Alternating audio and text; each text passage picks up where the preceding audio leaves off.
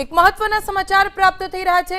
ગુજરાત યુનિવર્સિટીના પૂર્વ વાઇસ ચાન્સેલરે ભરતી કરેલા તમામ અધિકારી અને કર્મચારીને સસ્પેન્ડ કરી દેવામાં આવ્યા છે। તપાસ કમિટીના રિપોર્ટ બાદ ટર્મિનેટ કરવામાં આવશે। આજે એબીવીપીએ ઉગ્ર વિરોધ પ્રદર્શન કર્યું હતું। કુલપતિ નિર્જા ગુપ્તાના કાર્યકાળ દરમિયાન આ કૌભાંડ થયું હતું। પૂર્વ કુલપતિ નિર્જા ગુપ્તાના કાર્યકાળ પૂરો થયા બાદ વિવાદ શરૂ થયો। આજે ખૂબ વિરોધ પ્રદર્શન કરવામાં આવ્યું હતું। એબીવીપીના કાર્યકર્તાઓએ રૂપિયા ભરેલી બેગ લઈને વિરોધ દર્શાવ્યો હતો।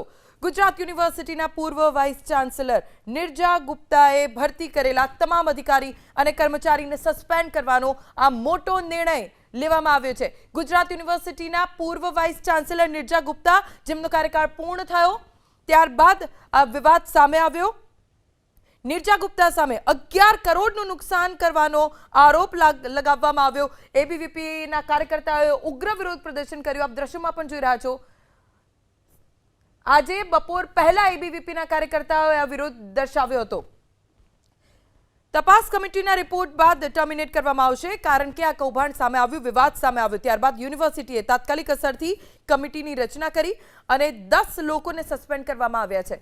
આ 10 લોકો એવા છે કે જેઓ પૂર્વ વાઇસ ચાન્સેલર નિર્જા ગુપ્તાના કાર્યકાળ દરમિયાન ભરતી થયા હતા અને નિર્જા ગુપ્તા ઉપર આરોપ લાગ્યો છે કે તેમના મળતિયા અથવા તો તેમના ઓળખીતા લોકોને યુનિવર્સિટીમાં અલગ અલગ જગ્યાએ ભરતી કરવામાં આવી છે।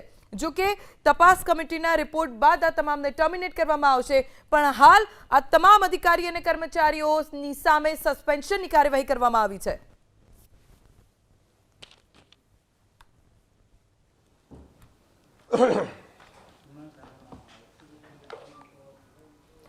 પ્રેસ કોન્ફરન્સ થોડી જ વારમાં યુનિવર્સિટી તરફથી કરવામાં આવશે અને તપાસ કમિટી અત્યારે શું તપાસ કરી રહી છે, કયા કયા કર્મચારી અધિકારીની સામે પગલાં લેવામાં આવ્યા છે, કેમ પગલાં લેવામાં આવ્યા છે અને મુખ્ય તો પૂર્વ વાઇસ ચાન્સેલર નિર્જા ગુપ્તાની સામે શું કાર્યવાહી થશે તેને લઈને પ્રેસ કોન્ફરન્સમાં જાણકારી આપવામાં આવી શકે છે।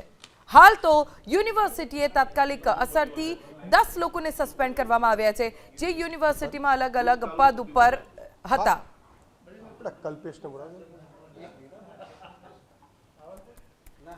પ્રેસ કોન્ફરન્સમાં શું ખુલાસા થાય છે તેની ઉપર સૌ કોઈની નજર રહેશે કારણ કે આ ખૂબ મોટો વિવાદ કહી શકાય।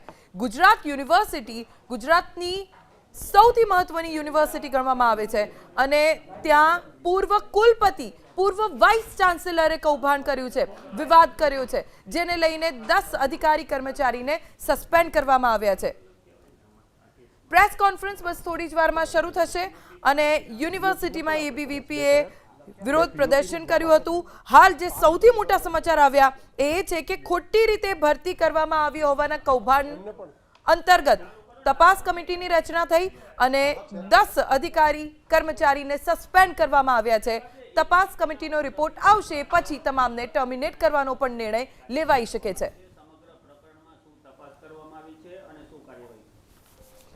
જ્યારે ગુજરાત યુનિવર્સિટીનો ચાર્જ લીધો પછી થોડાક સમયમાં એબીવીપી અને અન્ય કેટલાક લોકો દ્વારા પણ એવી રજૂઆત મળી હતી, વિદ્યાર્થી સંગઠનો ખાસ કરીને એમના દ્વારા રજૂઆત મળી હતી કે ગુજરાત યુનિવર્સિટીમાં કેટલીક નિમણૂકો છે એમાં અનિયમિતતાઓ છે અને કેટલીક આ રજૂઆતોના આધારે ગુજરાત યુનિવર્સિટીએ એક કમિટીની રચના કરી હતી જે કમિટી એમની કામગીરી શરૂ કરી દીધી છે અને કમિટીએ આજરોજ એવી ભલામણ કરી છે કે જ્યાં સુધી કમિટીની તપાસ પૂરી ના થાય, નિષ્પક્ષ રીતે તપાસ થઈ શકે, જેટલા લોકો આ નિમણૂક પામેલા હતા એમની લાયકાત, એમની નિમણૂકની પ્રક્રિયા, એની નિષ્પક્ષ તપાસ થઈ શકે એ માટે એમને તાત્કાલિક અસરથી સસ્પેન્ડ કરવામાં આવે છે।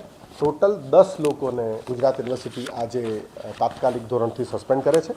એ લોકોમાં છે Shri Nivas Rao Sureddy, group CEO GUSEC, Mansingh Rajor, CEO ID SRF, Vishwajit Adhikari, senior vice president AIC GUSEC, Dinesh Kumar OSD હિસાબ વિભાગ જે ચીફ એકાઉન્ટ ઓફિસરના પણ ચાર્જમાં છે, ડૉક્ટર પાવન Pandit director KS school of business management અને ડાયરેક્ટર CPC બંનેનો ચાર્જ એમની પાસે હતો, ચંદ્રશેખર ઝા જે એસ્ટેટ એન્જિનિયર તરીકે ઇન્ચાર્જ એસ્ટેટ એન્જિનિયર તરીકે કામગીરી કરતા હતા, તુષારભાઈ ત્રિવેદી જે લીગલ ઓફિસર તરીકે કામગીરી કરતા હતા અને પરેશભાઈ સોની જે ફાયર ઓફિસર તરીકે કામગીરી કરતા હતા. આ ઉપરાંત 2 પ્રોફેસર ઓફ પ્રેક્ટિસ, એક છે ડૉક્ટર રાજ ચાવલા અને બીજા છે સોનલ મલ્હોત્રા.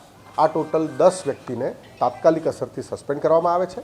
આ પછી જે તપાસ કમિટી છે અમને એમનો અહેવાલ આપશે.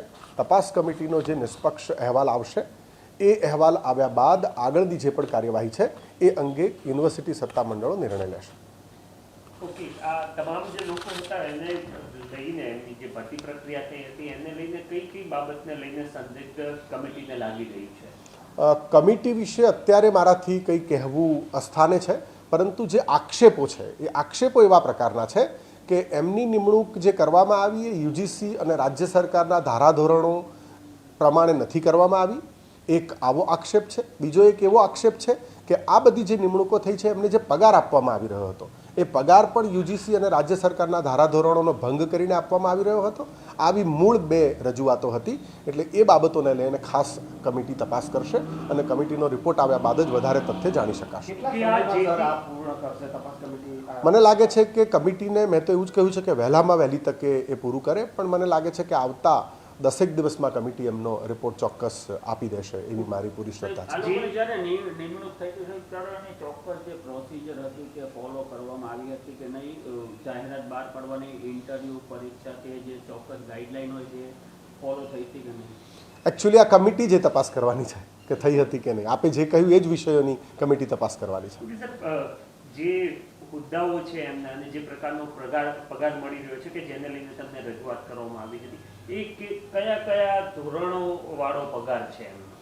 એટલે સામાન્ય રીતે આપણે પોસ્ટ જોઈએ તો એવું સમજાય કે આ પોસ્ટ ઉપરથી જ આપણને ખબર પડે છે કે ગ્રુપ સીઈઓ છે, સીઈઓ છે, સિનિયર વાઇસ પ્રેસિડેન્ટ છે, ચીફ એકાઉન્ટ ઓફિસર છે, ડાયરેક્ટર છે, લીગલ ઓફિસર છે, ફાયર ઓફિસર છે, પ્રોફેસર ઓફ પ્રેક્ટિસ છે.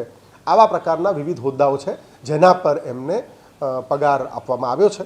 અને જે હોદ્દાઓ સામાન્ય રીતે કોઈ પણ પગાર નક્કી કરવા માટેની સિસ્ટમ એવી હોય કે યુજીસી વખતો વખત પગાર પંચ જ્યારે આવતું હોય ત્યારે પગાર પંચની સાથે યુજીસી એના માટેના નિયમો બહાર પાડતી હોય છે અને એ નિયમો અને રાજ્ય સરકાર પણ એ પ્રમાણે એના નિયમો બહાર પાડતી હોય છે. એટલે સામાન્ય રીતે રાજ્ય સરકાર અને યુજીસીના ધારાધોરણ પ્રમાણે લાયકાતો અને પગાર બંને હોવો જોઈએ. એટલે આ છે કે નહીં એ કમિટી તપાસ કરશે. પરંતુ શું કે ધ્યાને આવ્યું છે કેટલો વધારે પગાર છે? આ મારાથી અત્યારે નહીં કહી શકાય, કારણ કે મને કમિટી આપશે પછી જ હું કહી શકીશ. હા, એટલે જે સામાન્ય માણસને જે દેખાય એ મને પણ દેખાય છે, પરંતુ અત્યારે એના પર કોઈ કોમેન્ટ કરવી અસ્થાને છે, કારણ કે કમિટી હોય ત્યારે સબ જ્યુડિશિયલ પ્રકારની જ મેટર કહી શકાય. એટલે એના વિશે કોઈ કોમેન્ટ કરવી મારાથી યોગ્ય નથી. વિદ્યાર્થી સંગઠનો દ્વારા એવો આક્ષેપ કરવામાં આવ્યો છે કે નિર્જાબેન ગુપ્તાના જે હસબન્ડ હતા અને એમના બધા કલીગ હતા, એટલે પ્રાઇમરી તપાસમાં આવું કંઈ બહાર આવ્યું છે. એવો પણ આક્ષેપ હતો કે નિર્જાબેન ગુપ્તાએ આનો આર્થિક ફાયદો કે કમિશન પર લીધું છે, એવો પણ આક્ષેપ. એવું પ્રાઇમરી તપાસ સામાન્ય રીતે એવું હોય છે કે તપાસ કમિટી એની આખી તપાસ પૂરી થાય પછી જ અહેવાલ આપતા હોય છે. એટલે વચ્ચે ઇન્ટ્રીમ અથવા મને વચ્ચે જાણ કરતા હોય એવું ના હોય. અને તપાસ કમિટી પોતે નિષ્પક્ષ અને ગુજરાત યુનિવર્સિટી એડમિનિસ્ટ્રેશનથી સ્વતંત્ર છે. એમણે મને કોઈ રિપોર્ટિંગ કરવાની જરૂર નથી હોતી, મને કે યુનિવર્સિટીના કોઈ પણ અધિકારીને. તપાસ કમિટી ખૂબ સારી રીતે તપાસ કરી રહી છે. વિડીયો રેકોર્ડિંગ થઈ રહ્યું છે આખી તપાસનું. જેટલા પણ અધિકારીઓ કે જેટલા પણ કર્મચારીઓને એ લોકો બોલાવશે એ બધાના જે પણ એમનું કહેવું હશે એનું રેકોર્ડિંગ, સ્ટેનોગ્રાફીથી એનું લખાણ, એમની રોજે રોજ સહી, અને 3 તપાસ કમિટીના સભ્યો છે એ બહુ સક્ષમ છે. એટલે એ લોકો એક જ્યુડિશિયલ પદ્ધતિથી જે તપાસ થતી હોય એ રીતે તપાસ કરીને આપશે. અને એટલે એ નિષ્પક્ષ તપાસ હોવાથી અને યુનિવર્સિટી એના પર કોઈ અધિકારીનો નહીં હોવાથી અમને અત્યારે તપાસ કમિટી શું કરી રહી છે એ બાબતે કોઈ જાણકારી નથી.